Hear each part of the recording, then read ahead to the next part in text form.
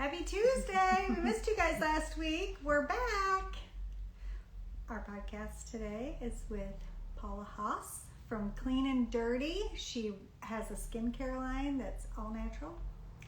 And she has got a very big personality that you're going to love. So we're going to see if she... This usually goes pretty smooth, so. Sometimes it takes... Hello! Hi! How are you guys? We're great. How are you? Great. Thank you so much for having me. It's so We're nice so to excited. chat. I'm so honored. Well, we are honored that you wanted to be with us. Of course. Hold on one second. Let me see if I can get my headphones on because a child is inevitably going to come into my house screaming because they always do like the second. We understand. Her children just got threatened. Oh, can you hear me all right? Yeah? Yeah. Okay, because I can hear you all. Perfect. Yeah, it's coming home from school hour, so it's all good. One of them I already warned to get off the phone with her friend, but it's all good. It's How many motherhood. kids do you have? I have two girls. They're 11. No, how old are they? They're 9 and 12. How about you guys? Well, I know you have at least one. I have 4. She also had 4. So, Oh, that's awesome. yes, a couple of them are here with me, so that's okay. It's all good. It adds to character. Yes. My That is, children collectively gave us 10 grandkids. That's the way to go. that's amazing. That's a goal. That is like, what a legacy. Congratulations. Thank you. That's Well, incredible. we should just get right into it because we Yeah. have lots to talk about. And I feel like God's given you a big life. Worthy Yes. of sharing, worthy of inspiring others. Thank you. Yes, I do. I really do. I was very, very grateful that you said yes. Thank you. I'm honored. Um, so do you want to tell us, do you want to just take a quick minute and tell anyone watching a little bit about yourself? Yeah, my name is Paula Hoss. I am the owner and founder of Clean and Dirty. I haven't run the numbers, but I do know we are America's largest conservative Christian-owned skincare and fragrance brand because there's no fragrance and skincare brand. I don't know about just skincare, but definitely skincare and fragrance, which is just mind-blowing and absolutely amazing because we just celebrated 10 years. And when I launched the brand, I was very, very, very liberal and not walking with the Lord at all. So the Lord has really moved the business in the last 10 years, really refined a lot and changed a lot. I am a content creator in the conservative and Christian space. I am a wife to Chaplain Matt Hoss. He's with the Army National Guard, and we live for now in Massachusetts. I can't share any more yet, but we've been teasing a little bit. There might be some changes coming down the road. I'm a mother to 2 amazing daughters, and I'm passionate about Jesus and all that he has done in my life. And you can't stop me from talking about him. I love that. That's awesome. What a That's a platform. great, right. That's a great bio. Yes. So we'll just get right to it because for everyone watching, I send our guests questions. And when I started your questions, I'm like, there's no end to all of these questions. I have to pare this down. So what is actually pared down, you wouldn't believe. We were like 25 deep, and I was like, oh, no. We gotta cut some of this out. Well, maybe we can do a part 2. Yeah. We send questions just to keep a rhythm moving along, but you feel free to break away anytime you feel the need. So you've chosen to be very public about your faith, your patriotism. Why was it important to not separate those things from your public forum? I think there's no way to separate them anymore. I mean, I think the how I started off saying was that when I launched Clean and Dirty, I was kind of I wouldn't say I was like early on the influencer wave, but I started off in the content creation space probably about 14 years ago. So kind of newer on, like right when Instagram, definitely before Reels, before TikTok, before any of that stuff. So as people started speaking up more, I mean, I remember posting, this is embarrassing, but like it's the truth, posting images of my kids like drawing rainbows and being like Happy Pride Month. And this is probably about like 10 years ago. So I was vocal about that. And as a lot changed specifically in 2020 with not just COVID, that was a big part of it. But my husband is, in addition to being a chaplain for the Army National Guard, he's in law enforcement here in Massachusetts. It was when all the George Floyd things happened, and he was on riot patrol. He was sent to the front lines, and he had in Harvard, like right outside of Harvard in Cambridge, just thousands of rich white kids from Harvard and MIT spitting in his face, telling him he was a racist, telling him he was a rapist, telling him he was a piece of crap, throwing Molotov cocktails at him. And just something broke in me at that point. I was like, what are they fighting for? Like, what are they fighting for? What are they fighting against?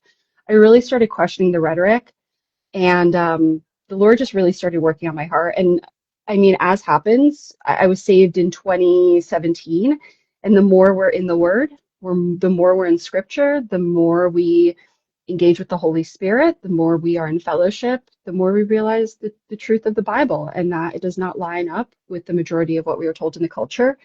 And I just started changing, and I got a lot of hate for it. But here's the thing, like when, I don't know, I think I'm just a rebel by nature. Like I just think I am. Like when I'm getting a lot of hate for something, I'm like, I must be doing something right because we're irking people, we're making people mad. But then there's the thing that started making it worth it, where all the women in my inbox were just like, that's what I wanted to say, but I'm afraid. Or that's what I wanted to say, and now I'm gonna say it.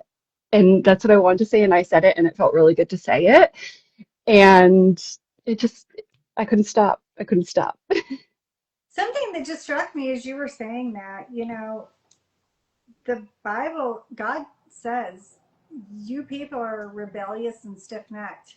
And Mhm. we are. We're so rebellious against God before we come to Him. And then once we come to Him, we're like, hey, you're the one. I'm going to be rebellious against everything else except for Yeah, you, Lord. It kind of is just a complete 180 in it the sure mind of a is. Christian. Yeah. I grew up, I don't talk about this a lot. I grew up in New Jersey and right outside of New York City, and I grew up like in the punk rock scene and like the hardcore music scene. And I was like really in, I don't know, like I said, like I think I'm born rebellious and I'm born kind of going against the counterculture. I think that's kind of what got to me. And I got a lot of crud because I posted once, I was like, I think that like being conservative and being a Christian is like the new punk rock because it is, because like our people are so brainwashed in our culture. They go in this one direction. And I think there is something so we're countercultural about following the Lord. I mean, we are told to be in this world, not to be of this world, very clearly. And I don't like it when the world pushes a rhetoric on me, and I tend to question it a lot. Right, right. And you shouldn't, none of us should. We should Mhm. all be if nothing else, we should be curious as to why some ideas are pushed so hard on us. I Really. agree completely. Yeah, I do. So, have you ever paid a price for being outspoken that you know Constant. of? Yeah, Or I mean, every day? I've lost count. It kind of, this, it doesn't matter anymore. I mean, I know who I am and I know whose I am and I know that I'm speaking the truth. And that's what matters. Like I went viral many times for talking about how my maid of honor messaged me and told me that I was a racist and a bigot and to enjoy my cult. And I don't know if she was talking about the cult of like just wanting to make America great again. And by the way, like I'm from an immigrant family. My parents came here with nothing from communism. So I think I know communism when I see it because I grew up going to see communism when I was a little kid. And like calling me like, anti-immigrant, all this stuff. And I don't know if like the cult is the MAGA cult, like they're just wanting to see America be good again, or like the Christian cult. So I blocked her on everything. Here's the thing, like I don't feed the trolls anymore. I think that's where I found peace. You can't argue with these people. Like I'm going to say something not very nice. Like the majority of them are just like sitting in their mom's basements, like with no, they're not fellowshipping with people. They're not going to church on Sunday. They're just all night just in their dopamine fix on their phones. You just can't win. I have a family to feed. I have a job. I have things to do. So I just don't engage with them. I blocked her, and then recently, oh my gosh. And I didn't think it was a good move. I thought it was pretty silly when Trump posted the whole thing like about him like healing people like in like the Jesus AI thing. I was like, that was pretty dumb. And she's like, how's your she I don't know how she texted me. I didn't block her on text. She's like, how's your savior now? I'm like, why are you so obsessed with like I literally have never responded to you once you started berating me. So yeah, I've lost a lot, but I've gained more than that. I have respect from people, and I have the respect of myself in knowing that I don't compromise my values. I have the respect of my children. I have integrity, and I'll take that a million times over having everybody like me. Amen. Well, and I Yeah. think there's a point where when you are saved and you realize it's like, okay, like I am set apart from that. I Mhm. know who I am because Jesus Christ loves me for who I am. And Mhm. beyond that, like, you can just not be in my life right now until you come to. Absolutely.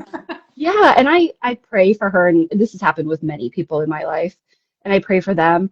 Um, I've had many people that I was friendly with come against my husband's jobs and his career and his occupations, which is really hurtful because he's a two time he's two, he has line of duty injuries from both of his careers, which are basically career enders. Like he's currently on a cane and was on a walker a week ago because of these line of duty injuries. So for people to say things about his career and how what he does is terrible, you're blocked. You, if you can't have just the You're simplest of welcome. patriotism, exactly.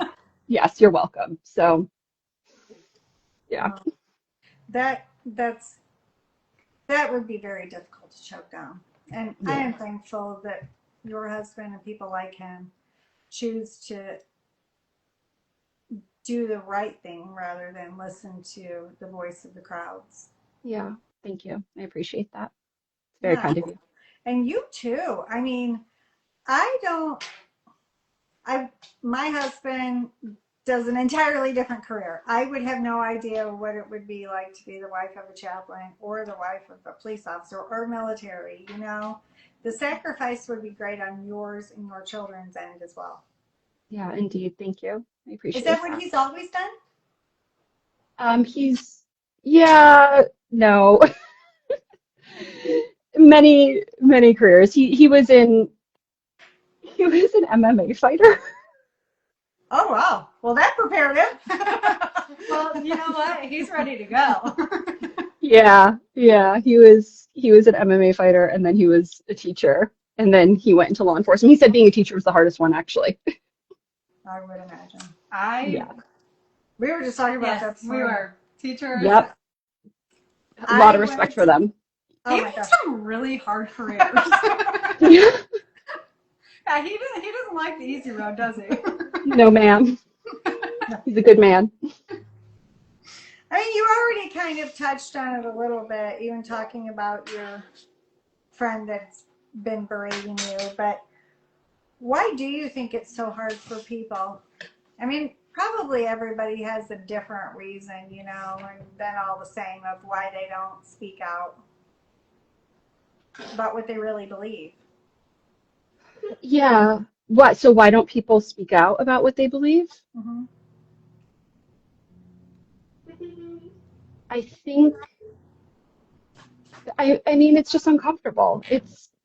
We're all people pleasers by nature, and I think the first 10, 20, 30 times that people are mean to you in response are really painful, and we don't like feeling that pain. And I just think some people are wired to be more outspoken and some people are not, and they have different gifts. I don't think everybody needs to do it. I think I I don't have the gift of hospitality, for instance. It's just not in me. And that's fine. I have one of my best friends truly has the gift of hospitality, and she's a very private person. So I think it's just how God made us sometimes. I wish I had a more interesting answer, but I think that's how God makes us. He gives us all tools. No, I think that's really good. And I've actually never even thought about it in quite that way. I don't really like, honestly, to be controversial Mhm. in any area of my life. And yet, I probably have a more stern set of beliefs than anybody that I know. And And yet I you do also love this. people. So it's Yeah, kind of a really strange, you know? Well, also, I think that we live in a world where everyone is on social media, but also hides behind their social media. Like they would never say a lot of things that they would say to someone that they don't know to, correct. and then when a lot of like the hatred and everything is spewed, if you actually know these people, it's like, this isn't who you are. Like, what are you, like, how can you be so mean here and then be my friend here? And Yeah, you're absolutely so, right. I'd like to, I would really love to have civil conversations with the majority of people that say they hate me. Like someone recently commented on something and said it was talking about I had an abortion when I was 20 and just the deep regret that I have for that. She said, I hate women who've had abortions and don't want to give other women that choice. And I responded, I said, I'm so sorry that you feel that way because I love you and I love women that are pro-abortion as well, because God made every single one of us. And I think these people don't know the word, and I think they'll search everywhere until they find it, until they find the love of God. So I also had an interesting back and forth yesterday. I posted something. We have some family changes coming up, lots of big changes with the business and with our family. And I legally cannot say anything at this time, like as to the details. And someone I didn't know responded to this video, and she's like, this is so like gross, this is pathetic, like why would you post something with no context, like you should be ashamed of yourself. And I was just like, I said take into consideration for a moment, like instead of just firing back, but I said take into consideration for a moment that perhaps I legally cannot say anything, and my audience has noticed that there are a lot of things kind of changing behind the scenes, and I kind of want to keep them in the loop, but can't exactly say them. And I also want you to consider that there are real people on the other side of the screen that read a comment like that and are deeply hurt by it. So she deleted her comment. So maybe I hope I do genuinely, like, not out of spite, like, I genuinely hope it made her rethink, like, how quickly she comes at people. right. I Yeah. didn't know this person, but I think that, oh, I think the whole world could use lessons in just because you're behind a screen, God still sees you. mm, You still see you. You mhm. still have to look in the mirror every day, which, I mean, it's probably accurate to say a lot of people feel empowered by being rude, hateful, mean, you know, which, thank you, social media again. Like it's got its strengths and it's definitely got its weaknesses. Yes. I think I encourage people. I spoke about integrity for a moment. I would encourage anybody, anytime you post, say, would I be okay with this being screenshotted and shared publicly? Like, am I being spiteful? Am I being rude? I ca- I have like a lot of respect for my lead pastor at my church. He's absolutely amazing and such a mentor. I often use the Pastor Neil filter. And I often think like, is my response to this something I would want Pastor Neil to see? Yeah. I say And that to I don't know all why the it time. I'm works. like, would you say that in front of Pastor Stacy? Yes, And they're like, I'm like, but like not yet. at the same time, like God is watching everything. But to some people, God feels a little more abstract. It might be Yeah. Yeah. I, even though he's not. But I always encourage people don't write anything you would one screenshot and share it all over. That's a good rule of thumb. And I That's a good rule of remember thumb. someone told me, it was years ago, And it was like super short. It was like, live your life as if Jesus was physically sitting next to you. You could touch him, you could see him, and he was right next to you, That's so like good. physically. And I'm like, well, what a silly thought. Of course he's there.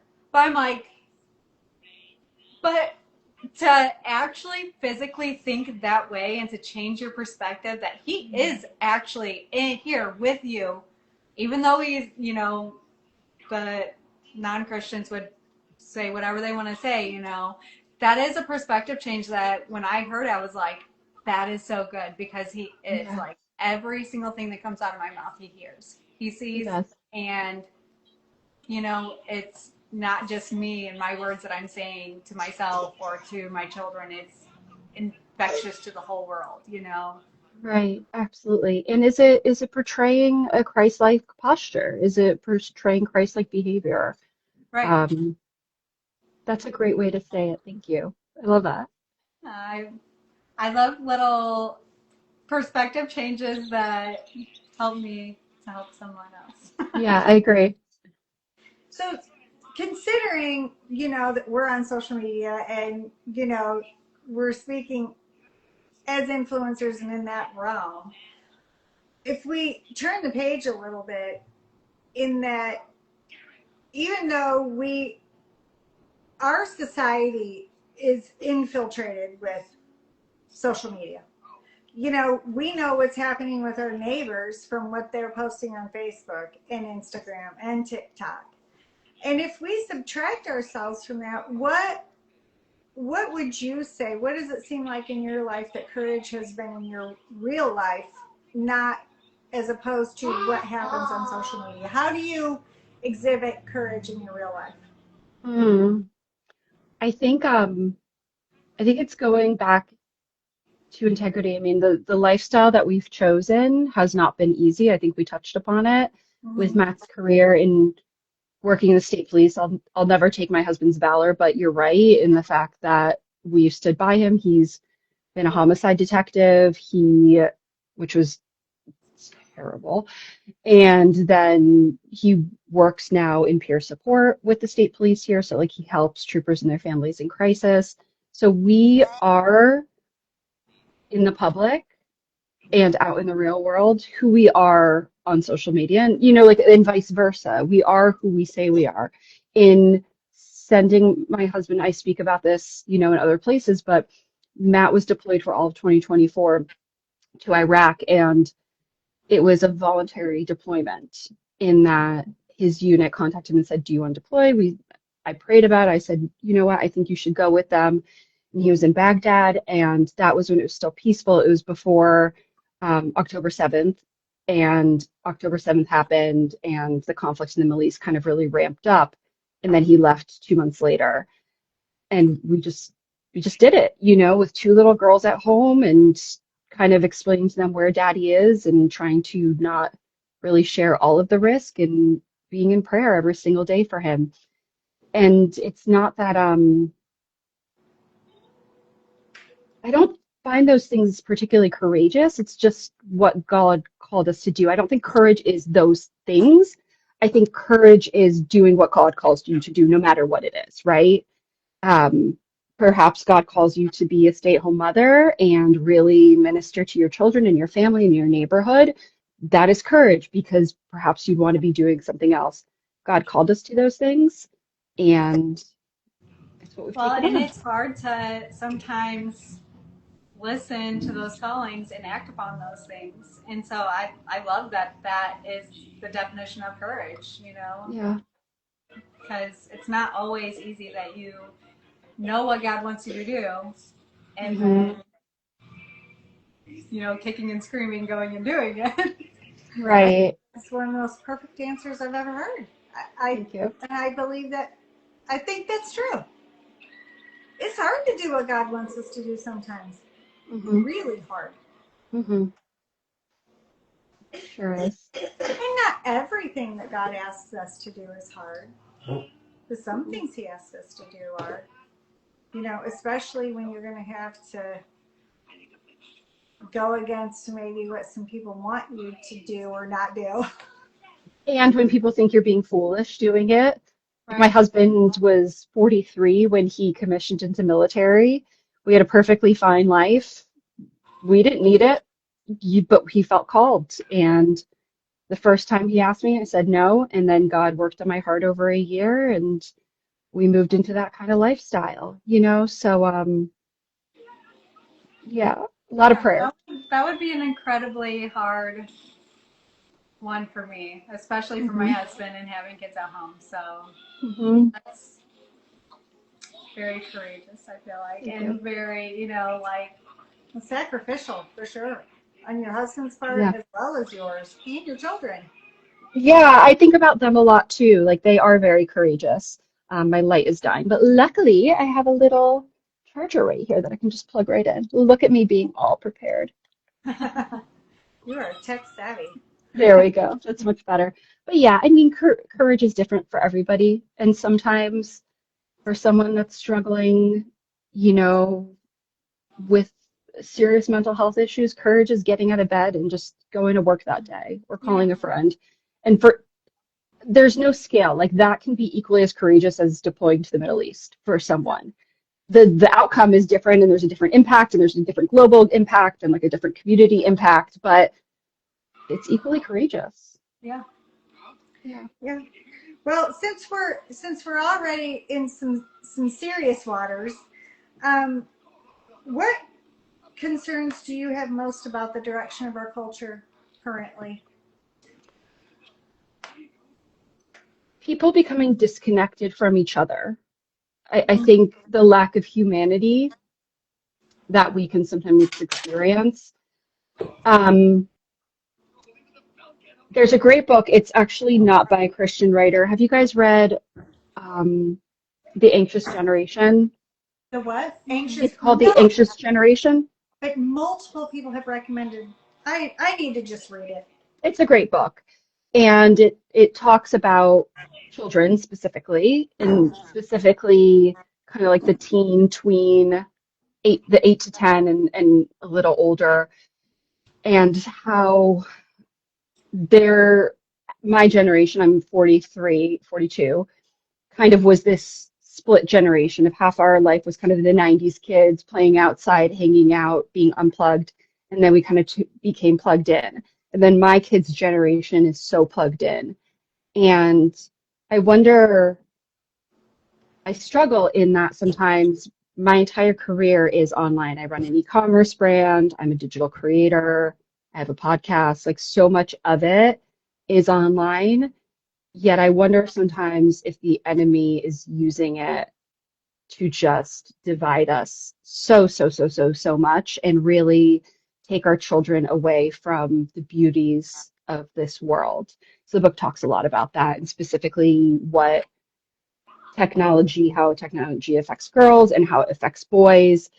Um, so that worries me, the disconnection from people, but I'm also encouraged that perhaps content creators like us can use technology for good to create connections. We would have never connected in real life. Like Yeah. maybe somewhere down the line and passing on vacation somewhere would have waved to each other, smiled, but we would never had a connection. So I think we have an obligation to make the best out of where our world is going and to be aware of where our world is going. So as creators to be aware of what's happening with AI, of what's happening with social media, what's happening with our children and like what's being introduced to them and make the best out of that and take control of it before the enemy does. I agree with you. I think those are valid concerns. We started this. I have 10 grandkids, and I am 56, so we didn't know.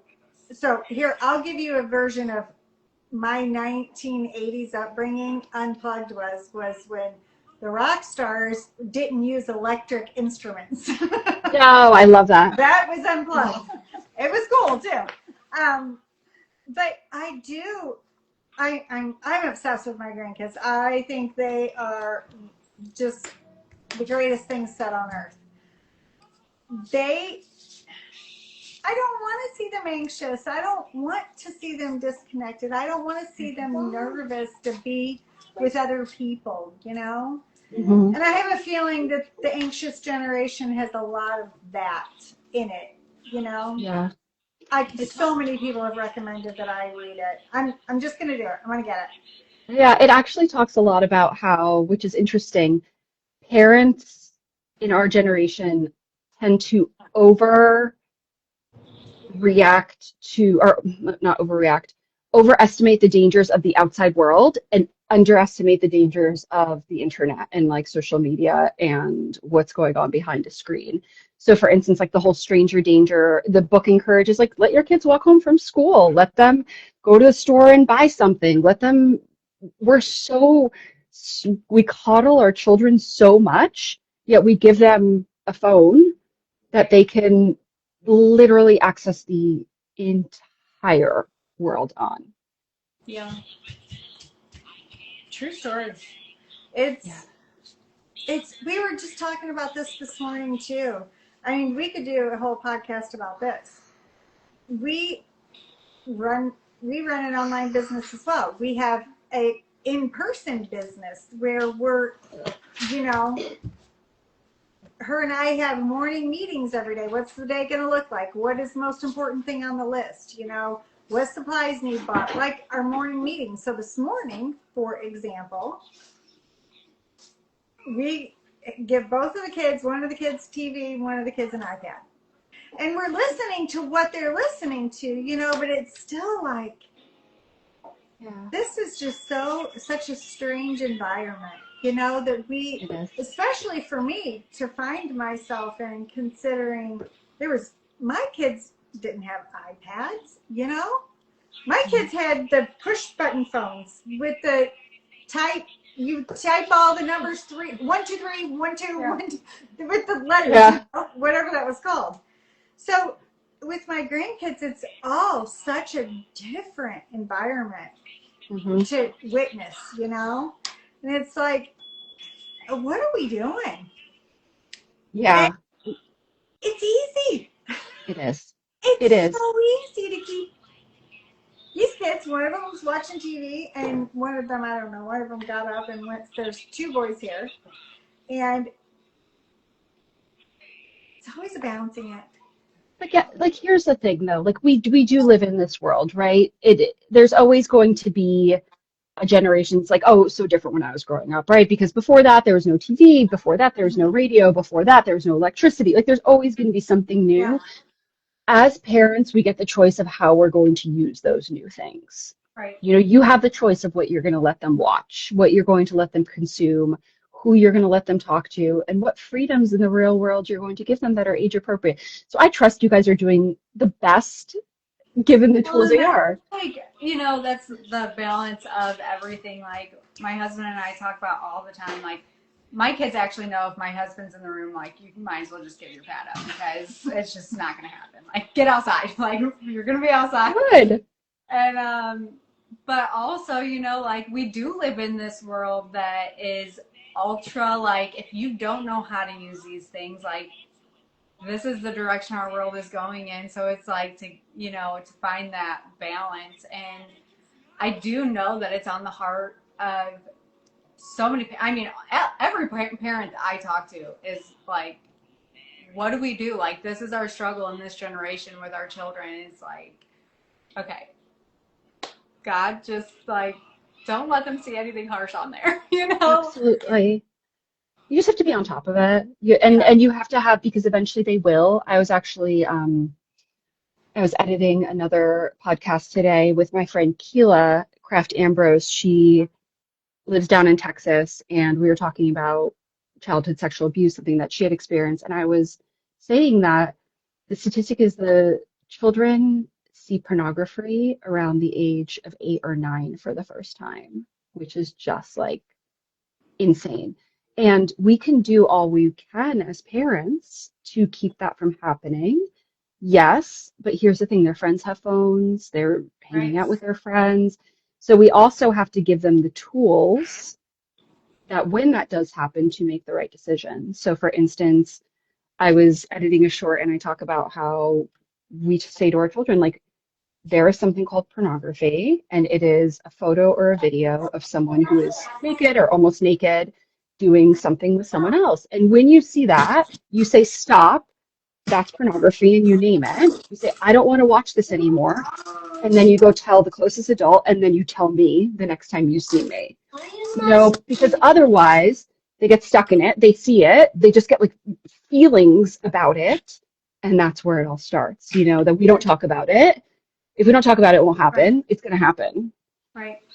Yeah. We've had to have some very hard conversations, I felt like, way too young.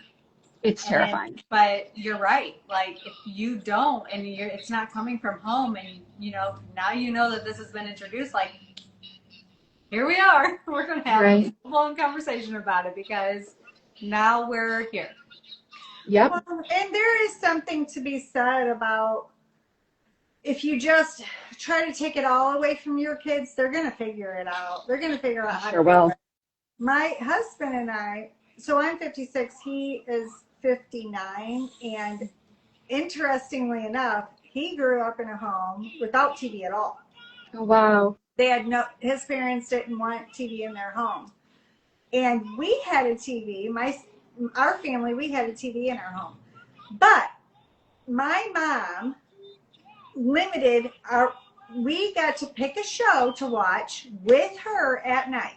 She didn't deny us the TV, but we got to pick a show and we would watch it.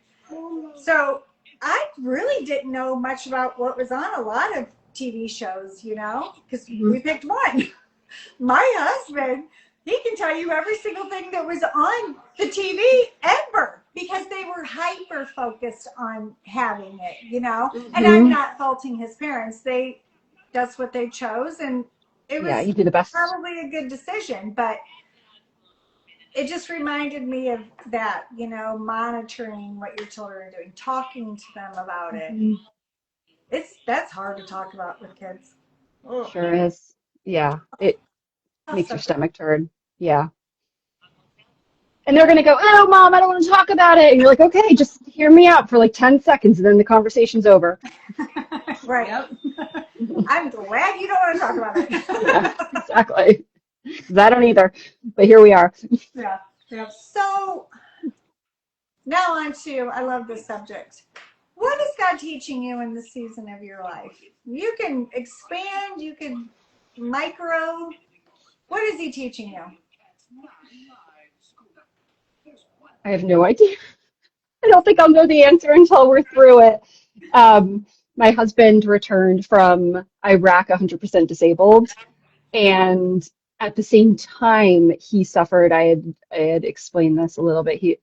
It's kind of murky, and I don't think I'll ever be able to explain it clearly to anybody who's not like in our inner circle. At the same time, he sustained a line of duty injury with the state police. So there's like two overlapping line of duty injuries that affect two different parts of his body. So we know which one is which, but it's all affecting him. So right now he's like double disabled. He just had spinal surgery 3 weeks ago. Oh, wow. And but what's interesting is for about 18 months we didn't know what was wrong. So we were in the wilderness for 18 months. And then spinal surgery happened. We found a doctor, and it was actually one of the girls in my Bible study worked for a spinal surgeon. She's like, why don't you just go see him and like see what he's got to say? And it turns out he had a fractured vertebrae. Two of his other vertebrae were bone on bone. He had a completely slipped disc that was completely like out and cut off, multiple pinched nerves, all this stuff. So he had to have pretty quick spinal surgery. And now stuff is moving very quickly in his health, our life, my career. I think I'm learning, like, sometimes God says wait and sometimes he says go, and he will sustain us in both of those seasons. Because if you were to look at my calendar for the next month, your head would spin. But it's all good. Like, I want to complain about it, but I can't, because it's all good things. And he's going to sustain us. People are like, how are you going to do it? I'm like, I'm in Texas, and then I'm in the Bahamas, terrible thing to complain about. And then I'm in South Carolina, and then we have a very big thing happening, which is going to take about a month, and then big things with my family. I don't know. He's going to sustain us. We just have to, I don't know. I don't know how we're going to do it. He's going to sustain us. So he sustains us in the waiting and he sustains us in the go, go, go as well. I think you're learning to trust God. Yeah, always. Aren't we always like, are we ever like, I've got this? Right. Someday I hope to get there. Like I hear, I know, I'm good. We're good. I think Right. I think if we arrive in one aspect of our lives with God, He's like, okay, I got more for you. Oh Next yeah. I mean, stage. he's literally God. Like there is no limit. He's not like, oh man, you got, you made it. Right. We're just not gonna arrive. Mm-mm. We're just not gonna arrive this side of heaven. There's just always more to explore with God. Sure is. Yeah. Always. So if we talk about a 5-year plan, what do you hope your impact and legacy will be in 5 years? I have no idea. No idea. Wait, I have no idea.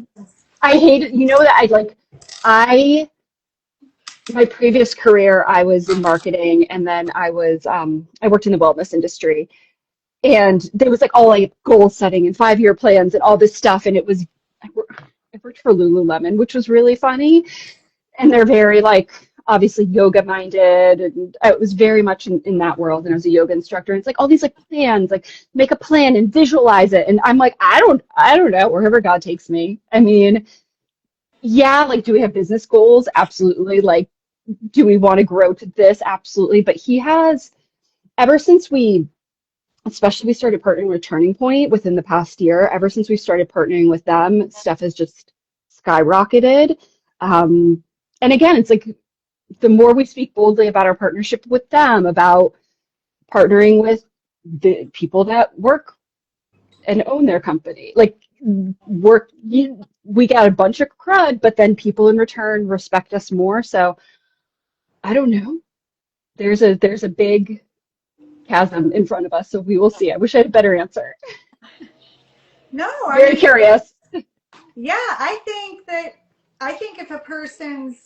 you said it. If your legacy is trusting God, if your legacy is going where God leads you, if your legacy and the point of your life is always God, I don't think you can go wrong. I think there's nothing more beautiful of a legacy than that. One of Yeah. my most favorite movies of all time is, I don't know the name of the movie. I would have to think about it now that I'm saying it, but it's Joan of Arc. Yeah. And when I think about people trusting God, I think of her because she trusted God in ways that we haven't seen in 300 years. Yeah. And she was a woman on fire for God. Hmm. And she did not care. Come kill me. You can try, but you won't take my life until God says. Didn't You she know? have like really like vivid visions as well? I don't know. I need to like, I just got inspired. I'm like, I should read more books about Joan of Arc, but Well, maybe we need like some more visions. Yeah. she I've is. only read like a short snippet of her, and Hmm. I tell my kids to watch this movie all the time. If you just look up the movie of Joan of Arc, I think Yeah.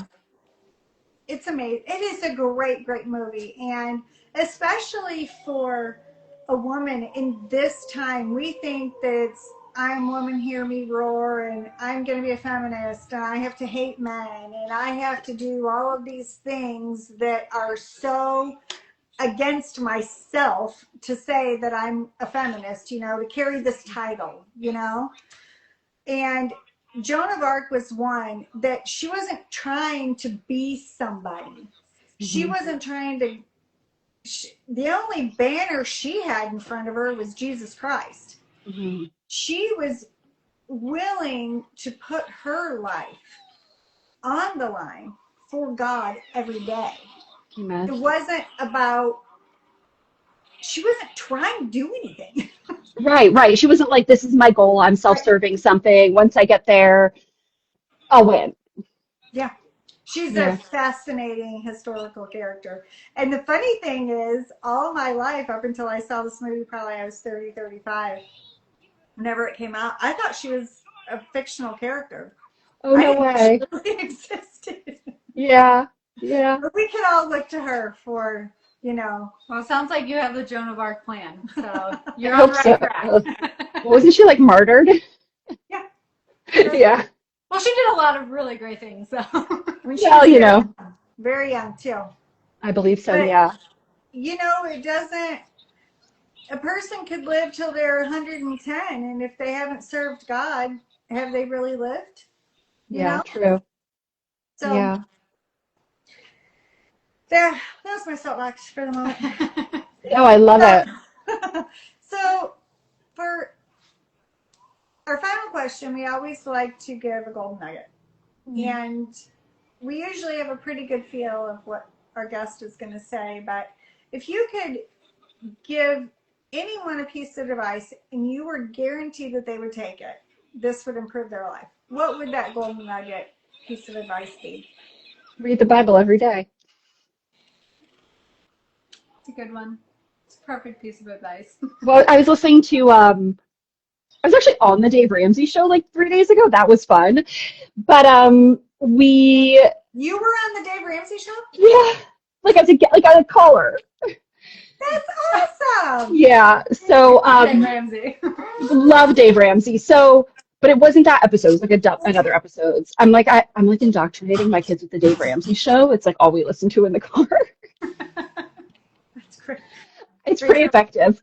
But I think one of the things I said was in 5 years, the only things that you are the sum of the books you've read and the people that you've interacted with.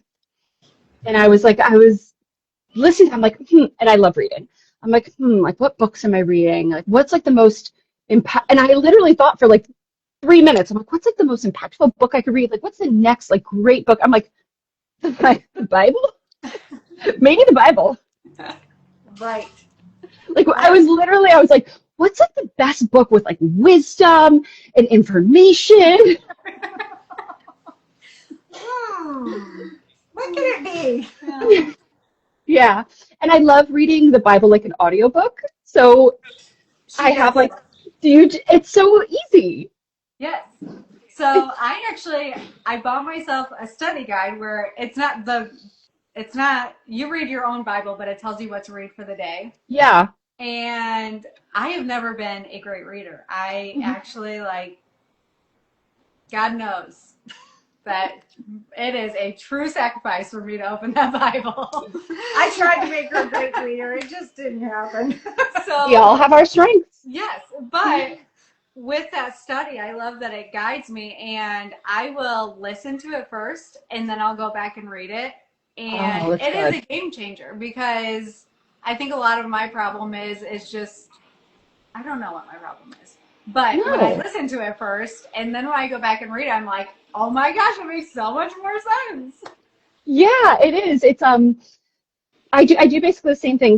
The Bible app, like the brown one, you can go into a plan and just go chronological. And if you open it up to read it on the app, there's like a little play button at the bottom. You just Yeah, listen. yeah, I like that's to listen to exactly it when what I'm I'm doing. driving. Yeah.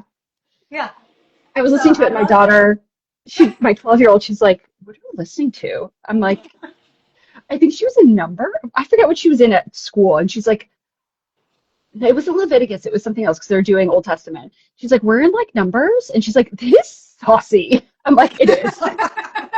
It is. She's like, is that what we're listening to? I'm like, yeah. I know when you really start to think, when I start to think about the Bible, and I'm like, it's not all PG. Like No.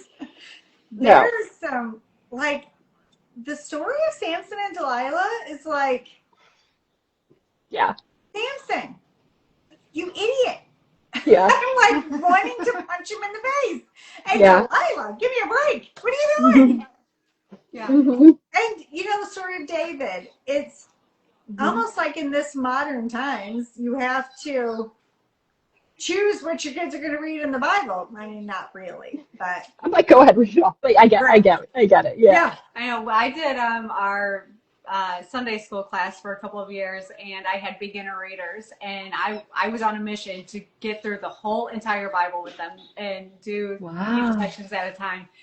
And I'm like, I can do this with them. the questions they're gonna ask me. Well, I have to because I can't not read it to them. I'm like, oh my gosh, who thinks about the Bible this way? Yeah, you get in the Song of Songs, man. It's Yeah, I'm like, wow, this you're, is like, how you're could gonna, anyone think that this is uninteresting? yeah. Yeah, it is. It's saucy. Yeah, But yeah, it's that is my best advice. I mean, you could do 100 things, you could do 100 push-ups a day, whatever, but I think reading the Bible alone is going to be the single most yeah, edifying, impacting, educating, character building thing you can possibly do. And it doesn't have to be hard. You don't have to like sit for an hour every day. You should, but you don't have to. right. I think you are the only guest that has ever said that for their goal. Really? I love it. It's awesome. It's so true. I just, I am a church girl. I love to go to church. I love to hear somebody else teach me about the Bible. I love to listen to sermons. I love podcasts about the Bible. I mean, I just truly love it. And it crossed my mind today that the wisdom of the Bible can carry a person throughout their life. Really, It literally is meant to. It's kind really. of it's kind of what it's supposed to do. Yeah, it Yes. is. Isn't that crazy? It's We not search for it scary at everywhere. all. No. It's so relevant. It's Mhm. got every area of life covered. It is. Every Yeah. area of life is covered. And it is the living word of God. And then like you read it this year and then you go back next year and you're like, "Oh my gosh, I didn't even feel this was relevant." And all of a sudden Yes. it's I love that it's a living word. Yes. I think And you Yeah. can, I think that you can read the Bible your entire life and still get something new out of it every single day. I truly do. I I agree completely. Yeah. Yeah. it has been so lovely having you. I hope we have you back again. I would love to do that. I Thank you won't so much ask for you for the having me. next 2 months since you've got such a busy summer. Give me a give me a follow and you guys will be along for the Yeah. ride. So, are you going to show? Are you going to get a clip of being on Dave Ramsey? I don't know if I should because I might have like shared a little of what's happening in the future on Oh, it. So there's like a little Easter egg of Oh. Well, you just do it something. mini. Yeah, it's like, yeah, I think if people really want to dig around, they might get a little insight as to what's going on. But I don't think I'll be sharing it yet. Maybe once we kind of are more open as to what's going on, I will. okay. We will be watching. Well, we're Yeah, excited for you. yeah, yeah. I am It so was a you. it was a Jade and George episode. Jade and George. Yeah. I Okay. have one of my daughters. I have 3 daughters. One of my daughters has got sleuthing skills like you just can't even believe, and the other two are almost right on her tail. That's amazing. Well, let me know Sleuthing if you guys listen to it. extraordinaire. They were very sweet. Their team's really good. It's quite, I think I was on hold for like 2 hours or 3 hours over 2 days. They're intense. Wow. Yeah. Well, I would imagine. Yeah. I feel like I'm not surprised by that. Yeah. They're All very right, good. have a Well, God wonderful bless you rest guys. of your day. Thank you so much. I'm so honored. Have a wonderful day. God bless you guys. And thank you. God bless you too. Bye. Bye.